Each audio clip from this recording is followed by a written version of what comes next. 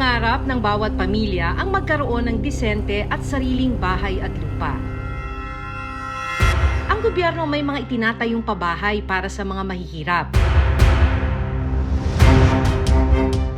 Pero sa pagsisiyasat ng Reporter's Notebook, ang ilang housing projects nakatiwangwang, nakatenga, tinubuan na ng matataas na talahib at unti-unti nang nasisira. Isa ito sa mga housing unit na sinasabi nilang completed na. Yung dingding, parang basic coating lang. Itong lababo, maliban sa basag-basag na yung tiles, walang lababo. Dito sa CR, kung sisilipin ninyo, wala man lang toilet bowl. Ang kwento ng ilang mga residente na nakausap namin, para matirhan na, napilitan na silang gumastos ng sarili nilang pera para maayos yung housing unit na kanilang nilipatan.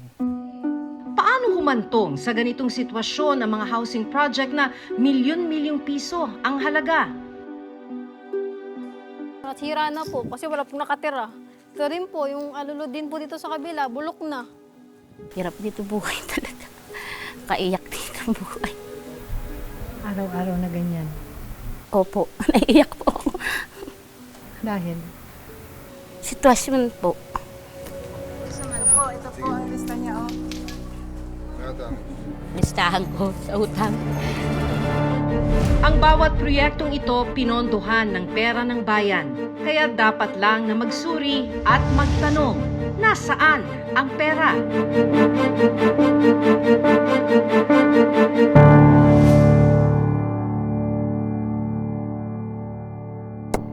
Sa Barangay Pinugay, Baras, Rizal, isang housing project ang binisita ng Reporter's Notebook. 1,500 units ang matatagpuan dito. Pero mistula itong ghost town. Ang mga housing unit, walang mga pinto, bintana. Walang maayos na palikuran at nabalot na ng makakapal na halaman at matataas na talahib. Ito ang 2 Inares residences. Sa dokumentong nakuha ng Reporter's Notebook mula sa National Housing Authority o NHA, sinimula ng proyekto noong July 2019. March 3, 2021 ang original na completion date nito. Pero nakasaad din sa dokumento na nabago ito at naging October 2023 na ang completion date. Ang halaga ng housing project, mahigit 800 million pesos. Pero isang taon na ang nakalipas, ang mga pabahay hindi pa rin natitirhan. Sa labas ng nakatenggang housing project, nakilala namin ang residenteng si Mang Reynaldo Laguera. 30 taon na siyang naninirahan bilang isang magsasaka sa Barangay Pinugay. Basta wala pang pandemic, nag-uumpisa na yun. Si Mang Reynaldo nagtataka rin kung bakit wala pang nakatira sa pabahay na ito. Marami nagpupunta dyan pag tingin lang siguro. Nag-inquire lang yata eh. Kasi mula noon, wala, hindi naman bumalik. At saka wala naman tumira dyan. Basag-basag na nga yung tiles. Gawa nga yung mga nagtatambay dyan. May bawa, pinto. Kaya lababo. Saka ilalagay yun kung may tao na. Kasi pinagnanakaw eh. Gaya ng pinto. Pag napabayaan mo ang pintuan dyan, pagbalik mo dyan, wala na. Ang tanong, bakit nga ba hindi pa natitirhan ng halos 2,000 housing unit na ito? Hiningan namin ng panig ang NHA. Lumalabas na nakalaan ang housing project para sa mga informal settler na matatamaan ng paglilinis ng Manila Bay ayon na rin sa mandamus order ng Supreme Court. Pero ang problema, isa sa naka-hamper ng pag-relocate o paglipat, kasi nung past administration in 2019, naglabas ang DILG circular. Minamandate doon na bago ko kami maglipat, kailangan magkakaroon na muna ng memorandum of agreement by and between the sending and the receiving. The problem is, hindi yon nagagawa nung sending at saka ng receiving HOA. So doon nagkaroon ng problema. Kaya nagkaroon ng parang total halt yung aming mga ginagawang relocation. kinunan din namin ng panig ang lokal na pamahalaan ng Baras Rizal. 80,000 po yung bayan namin, population. So, yung kaya lang po namin, siguro yung mga basic services ng bayan namin. So, kung dadaksain po kami ng 80,000 na tao na dadalhin sa barat, medyo ano po ang maibibigay namin doon ng basic services. So, yung pong amin ay para po doon sa mga ililipat. Pero yung kontra sa mga dadalhin dito, hindi po. Pero hindi lang pala rito may mga nakatenggang housing unit sa Baras, Rizal. Ilang kilometro lang mula sa 2 Inares residences, matatagpuan naman ang isa pang housing project na Hermosaville. Sa dokumentong nakuha ng reporter's notebook mula sa NHA Region 4, October 2022 idineklarang completed ang proyektong ito na nagkakahalaga ng 731 million pesos. 1,368 units ang housing project na ito. Pero kung lilibutin mo yung buong housing project, karamihan ng mga units ay nakatenga. Dahil as of October 2024, 545 units pa lamang ang okupado. Itinayo ang housing project na ito para sa mga residenteng maapektuhan ng tinatawag nila na Pasig-Marikina River Channel Improvement Project. Isa sa mga nakatira sa Hermosaville ang 37 taong gulang na si Julia Don. Hunyo ngayong taon nang lumipat siya sa housing project na ito mula sa bahay nila sa ilalim ng tulay sa Cainta, Rizal. Yung sitwasyon nyo noon sa Cainta, kumusta? Binabaha kayo? Opo, binabaha po kami. Kami po ang laging naunang binabaha. Kasi sa may ilalim po kami ng tulay nakatera.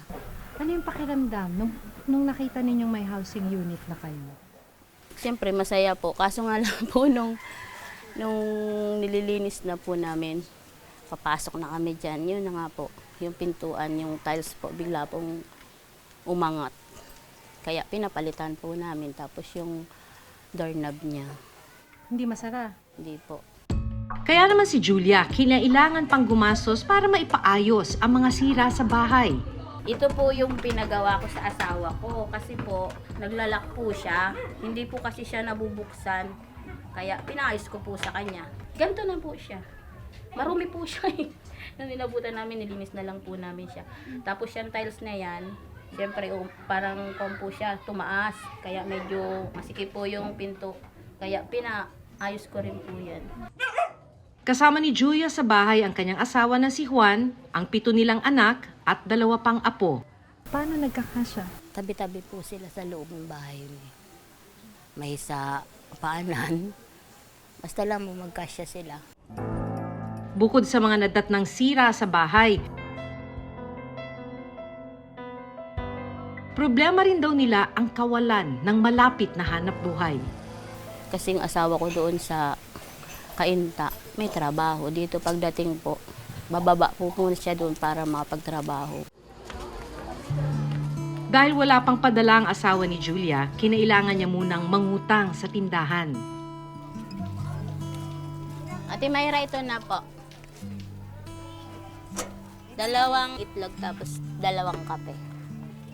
Talagang isa daan ng ate sa manok. Opo, ito po ang lista niya. Oh. Listahan ko sa utang. Ano pa lang yan? Kaunti. Ng araw pa lang. Almusal lang po yan ng mga anak ko. Tapos yung kape baon nila yun. Baunin nila. Ang 2 noodles, pinagkasya ng 10 miyembro ng pamilya. Ikaw bang huling kakain? Opo. Yung matira. Wala. Wala. Ihintayin sa gabi kung mayroon. Hirap dito buhay talaga. Kaiyak dito buhay. Araw-araw na ganyan. Opo, naiiyak po ako. Dahil? Sitwasyon po. Kasi pag wala ka talagang hanap po ay tumaputi. Minsan nga po pag wala talagang ulam, yung gatas na lang. Mangutang tindahan nyo na lang po. Problema rin daw nila ang kakulangan ng mga pasilidad sa bahay. Ito po, yung daycare. Diyan daw po yung school na sinasabi. Pero hanggang ngayon, Wala po.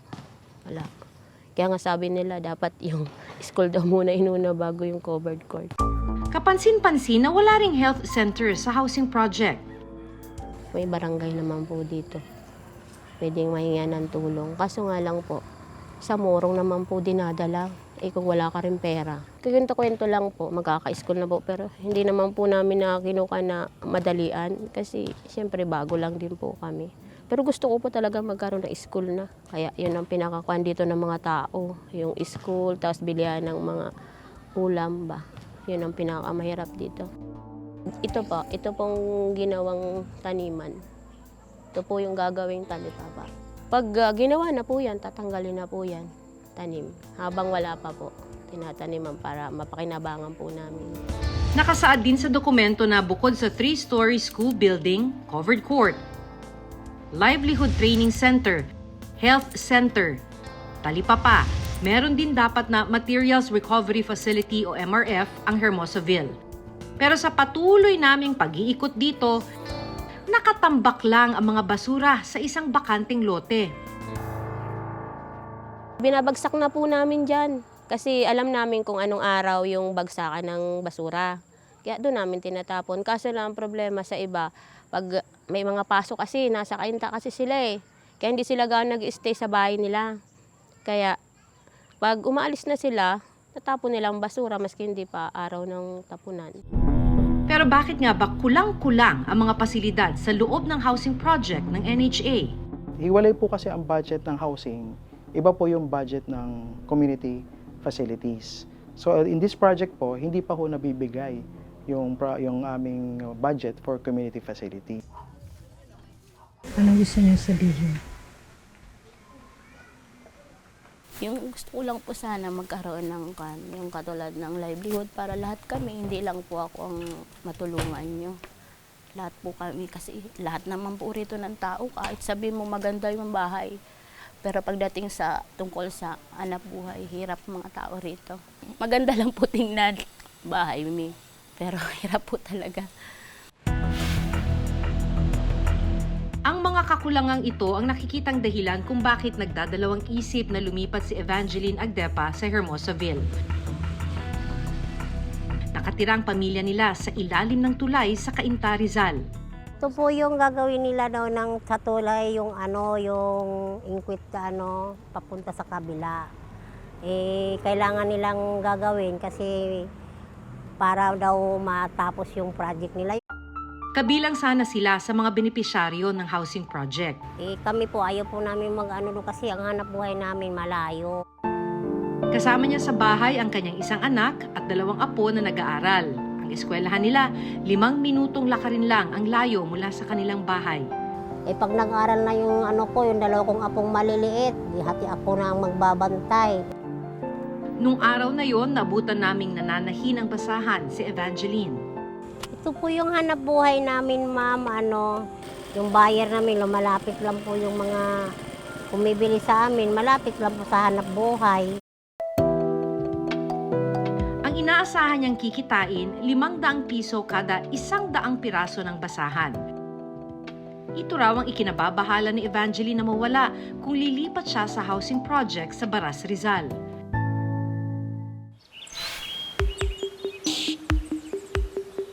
Sa patuloy naming pag-iikot sa Hermosaville, natuklasan namin ang iba pang housing unit na nakatenga. Walang nakatira. Napapalibutan na ng makakapal na talahib. At unti-unti na rin nasisira. Hindi ito ang unang housing project na sinita ng Reporter's Notebook. Hanggang ngayon, ang nakapagtataka, ganito pa rin ang klase ng mga housing project na inaabutan namin. Isa ito sa mga bahay na pwedeng paglipatan. At ayon dito sa nakuha naming housing project cost or housing package cost and monthly amortization, yung beneficiary magbabayad ng 499,653 sa loob ng 3 dekada. Yung lababo, maliban sa basag-basag na yung tiles, walang lababo. Dito sa CR, wala man lang toilet bowl. Ang kwento ng ilang mga residente na nakausap namin, para matirhan na, napilitan na silang gumastos ng sarili nilang pera para maayos yung housing unit na kanilang nilipatan. Sa unang taon, libre pa ang pagtira dito sa Hermosaville. Pero sa mga susunod na taon, kinakailangan na nilang magbayad ng 600 pesos kada buwan sa loob ng 30 taon, hanggang sa makumpleto ang halos kalahating milyong pisong halaga ng housing unit. Bakit nga ba marami pa rin ang hindi okupadong housing unit? Supposedly, some parts of it manggagaling sa Taytay. However, yung mga taga-Taytay, ayaw nilang mag-off-city. They opted to be in city. Nakapanayam din ng Reporter's Notebook ang kontraktor ng housing project. Completed po ba ito para sa inyo o hindi? Hindi pa po, ma'am. Hindi pa. Completed siya as housing construction, ma'am. And land Completed development. as housing. Construction and development. So nasaan po yung mga lababo at inidoro? Nasa amin na po, ma'am. Bali for installation po siya sa mga unit. For installation. Tsaka ito, ma'am. Yun po, ito po nabayar na po si general contractor, ma'am. Kami na po magpo-provide ng mga kulang po sa unit kung saan dyan na po yung beneficiaries. Kumbaga nasa amin na po yung pondo, ma'am. Pero saan nga ba napunta ang pondo? Nasaan ang pera? Paglilinaw ng NHA, Pag sinabi natin fully completed, hindi naman 100% na di-disburse. Ang disbursement namin dyan, kung talagang request sila ng billing, may naiiwan na 10% retention sa kanila. Hindi namin agad binabayad. Pero dinideclare kasi namin siya as fully completed because the unit is ready para po pag nag-relocate yung tao, ikakabit namin yung mga tinatawag naming detachables. Nakapag-disburse na kayo ng 90% of the total project cost. Yes, ma'am. So 10% na lang basically ang utang nyo sa kanila. Yes, ma'am. Hindi lang sa Baras Rizal makikita ang mga nakatenga, nakatiwangwang at mga nasisirang pabahay. Sa Naay, Cavite, matatagpuan naman ang Parkstone Estates. Sa dokumentong nakuha namin mula sa NHA Region 4, mayroong 2,300 units ang proyektong ito. Pero as of September 2024, 630 units pa lang ang okupado. July 18, 2022 ang date of completion ng proyekto at ang halaga mahigit 1 bilyong piso. Isa sa mga nakatira sa Parkstone Estates ang pamilya ni Rosel Orgonia. March 2021, nang lumipat ang kanyang pamilya mula sa isang tulay sa Binondo, Maynila. Loob naman po ng unit, okay naman po siya. Kaso po yung kuryente po kasi namin, aman po siya bago kami nalagyan. Ang tubig po noon, mabaho. Parang halawang. 750 pesos kada buwan ang bayad sa unang taon. Pero tataas ito sa susunod na 5 taon hanggang mabuo ang 400,000 pesos na halaga ng unit. Sinamahan din kami ni Rosel na ikuti ng ilang bakanting unit sa pabahay. Ito pong lugar na to, 30 plus po dito po 30 din, mga 60 po sila. Ito po, sinira. Sira na po yung unit. Paglipat namin ganito po, talahib din. Mga damo-damo. Ayun, sira na po yung yung bintana. As in, ganito po yung dinatnan namin. Ganito pong ganitong lugar. Kami lang po nag-ayos, naglinis, nagsawi ng mga tubig. Bakit nga ba marami pa rin ang hindi okupadong housing units sa Parkstone Estates? Paliwanag ng NHA Region 4, Yan yung mga tinatawag namin old inventories na tawag. Nag-crossover yan sa panahon ni PBBM. Ngayon, meron mga ilang units na tinatapos namin ngayon, dyan sa siguro mga 200, mga ganun. Hindi na namin pwede maiba yung design because the contract specific na ganyan ang itsura niya. nakapanayam din namin ng developer ng housing project. Panawagan nila sa NHA. Maayos po yung sa mga awarding po natin para matirahan. Lumalaki yung losses po namin. Pagka na-award po yung bahay, sana tirahan po nila. Sayang po kasi. Ipinakita rin namin sa isang structural engineer ang mga housing project na pinuntahan ng Reporter's Notebook. Class appearing like this must be checked by the developer, by the structural engineer, because the vegetation that's growing around unnecessarily may cause the foundation to move, which may cause those kind of cracks. Very exposed yung bahay to further deterioration, no? Kasi unang-una, wala pa siyang pintuan. It can be entered by animals and exposed to weather, no? Pwedeng masira nung water yung mag-seep sa mga walls, no? Sa mga columns, structural element. There should be a proper feasibility study to make sure that there will be people that will occupy your project. Otherwise, it's a waste of money. You don't spend just to have projects. You spend to make the people comfortable. Susunod, target ng pamahalaan na magpagawa ng 3.2 million housing projects hanggang 2028.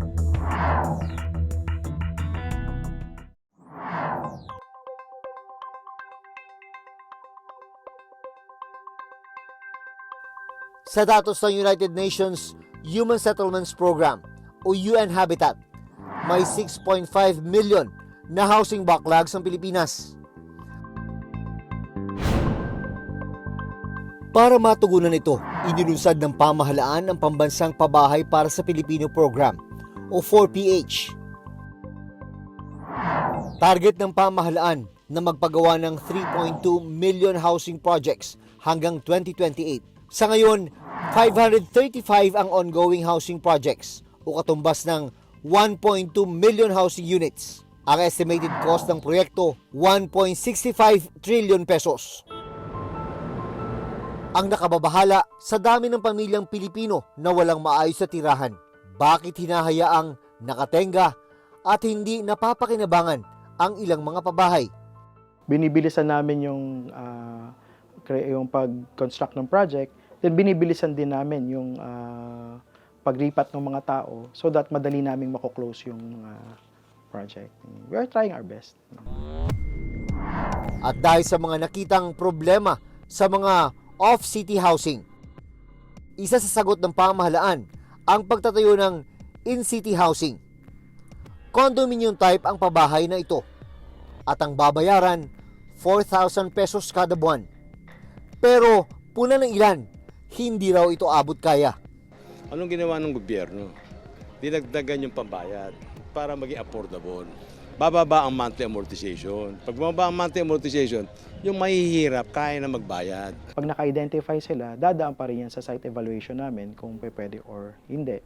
Then meron din naman tayong tinatawag na community-based initiative approach wherein the community itself recommends the area kung saan nila gustong lumipat. Yun nga lang, normally mahal yung pinipili nila. So, minsan bumabagsak din sa site eval. Pero may ganun tayong mga processes.